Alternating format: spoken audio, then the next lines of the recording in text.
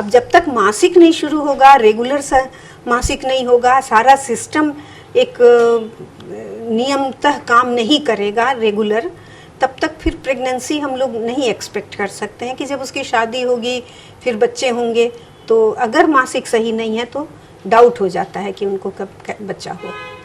Hormones इस बारे में कितना कारण है कि अगर प्रेगनेंसी लोग कंसीव नहीं कर पाते? जो हम लोग में महिलाओं में मासिक होता है वो सारा हार्मोन के ही डेलिकेट बैलेंस से कंट्रोल होता है। बॉडी में कई तरह के हार्मोन होते हैं जिनमें एक बैलेंस होता है जिसके चलते एक नॉर्मल मासिक आता है, और ये हार्मोन में जरा सी भी इधर उधर होती है, जरा सी भी गड़बड़ी होती है तो मासिक गड़बड़ हो जाता है। और मासिक के गड़बड़ होने का अर्थ है कि उस लड़की को सही ढंग से अंडे नहीं बन रहे हैं, अंडे तैयार नहीं हो रहे, तो वो प्रेगनेंसी में दिक्कत आती है।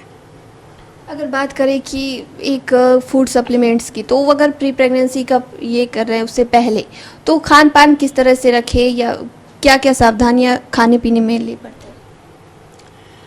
प्री प्रेगनेंसी अगर पेशेंट आकर के हम लोगों से पूछती है तो हम लोग उसे कुछ सप्लीमेंट देना चाहते हैं। एक तो उनकी जांच करा लेते हैं, अगर कहीं कोई डेफिशिएंसी होती है, जैसे हीमोग्लोबिन की कमी हो या कैल्शियम की कमी हो या विटामिन D3 की कमी हो, तो उसको सप्लीमेंट करते हैं। लेकिन मोस्ट इम्पॉर्टेंट है कि फॉलिक एसिड, प्रेगनेंसी प्लान करने के साथ महिलाओं को फॉलिक एसिड की एक गोली रोजाना लेते रहना चाहिए। खास करके वेजिटेरियन लोगों में फॉलिक एसिड ज़रूर लेते रहना चाहिए, वो बच्चे को कई प्रॉब्लम से बचाता है। और कैल्शियम और आयरन की गोलियां? कैल्शियम आयरन की गोलियां अगर माँ को हीमोग्लोबिन कम है, एनीमिया है, तो पहले से दे ही देते हैं। हम लोग को पेशेंट से पूछते हैं कि वो डाइट क्या लेती हैं, वो कैसा खाना खाती हैं और उनको कैल्शियम के रिलेटेड कोई दिक्कत तो नहीं होती। वैसे हालत में अगर लगता है कि उनकी कैल्शियम कम हो रही है उनके डाइट के हिसाब से, तो वो भी सप्लीमेंट करते हैं। अगर बात करें हीमोग्लोबिन बैलेंस करने की, तो उस हिसाब से वो क्या करे जो उनका हीमोग्लोबिन जो है बैलेंस रहे?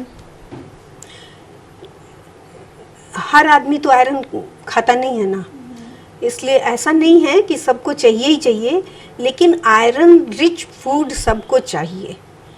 और वो कितना खा रही है पेशेंट, उसको कोई तरह की इन्फेक्शन अगर है, गट में ये कीड़े हों या स्टूल में प्रॉब्लम हो रही हो, या वो बार बार लूज मोशन हो रहे हों, या बार बार यूरिनरी इन्फेक्शन या शरीर में कहीं इन्फेक्शन हो रहा हो, तो ये सब कारण हैं कि हीमोग्लोबिन कम होते हैं।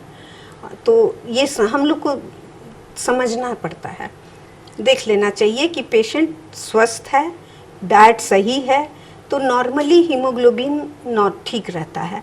हीमोग्लोबिन का एक जांच बहुत सिंपल जांच है, वो करा के देख लिया, अगर उसका सही है तो ठीक है, कम है तो हम लोग खोजते हैं कि क्यों कम है, क्या कारण से कम है, आगे की जांच भी कराते हैं, और जो भी कारण उसका आता है, जो भी कारण निकलता है, उसके हिसाब से इलाज भी होता है। धन्यवाद डॉक्टर।